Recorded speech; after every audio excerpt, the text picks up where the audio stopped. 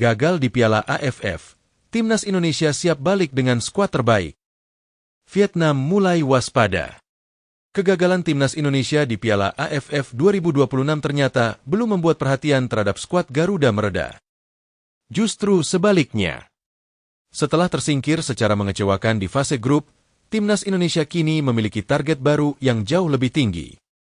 FIFA Asian Cup 2026. Dan kali ini, PSSI tidak ingin Garuda sekadar ikut meramaikan turnamen. Targetnya jelas. Indonesia harus menjadi juara. Menariknya, peluang tersebut semakin terbuka karena Timnas Indonesia diperkirakan bisa tampil dengan kekuatan yang jauh lebih lengkap dibandingkan saat Piala AFF. Sejumlah pemain yang sebelumnya tidak bisa memperkuat Garuda berpeluang kembali bergabung.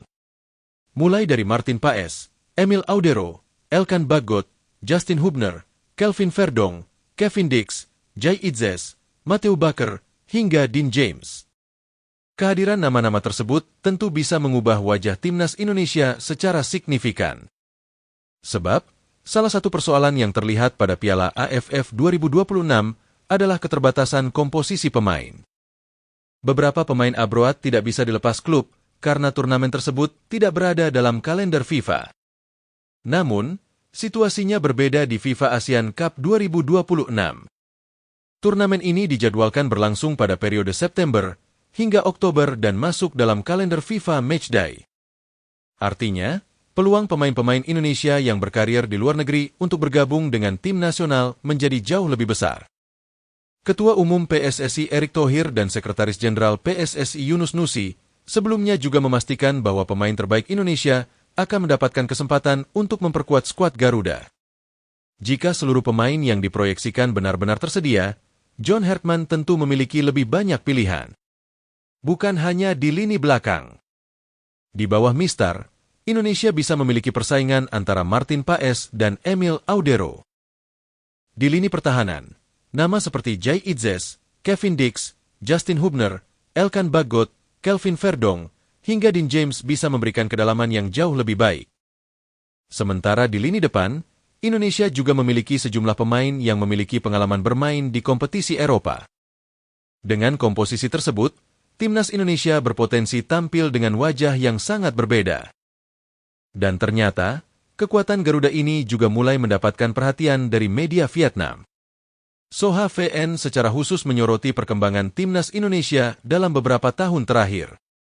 Media tersebut menilai masuknya sejumlah pemain naturalisasi dan pemain keturunan memberikan peningkatan signifikan terhadap kualitas skuad Garuda. Bahkan, Indonesia dianggap sudah mampu bersaing dengan sejumlah negara kuat di Asia. Penilaian tersebut tentu bukan tanpa alasan.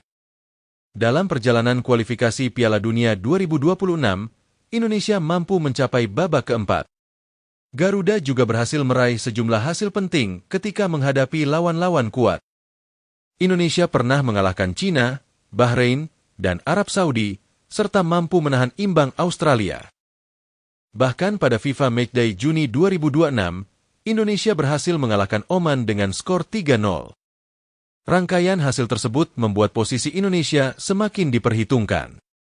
Bukan hanya di Asia Tenggara, tetapi juga di level Asia. Soha bahkan menilai pemain-pemain naturalisasi telah membawa pengalaman sepak bola Eropa ke dalam permainan Timnas Indonesia. Sirkulasi bola yang cepat, permainan menyerang yang lebih efektif, serta kekuatan fisik menjadi beberapa aspek yang dianggap sebagai keunggulan Garuda. Latar belakang sejumlah pemain yang pernah menimba pengalaman di Belanda dan negara-negara Eropa lainnya juga dinilai memberikan warna berbeda terhadap permainan Indonesia.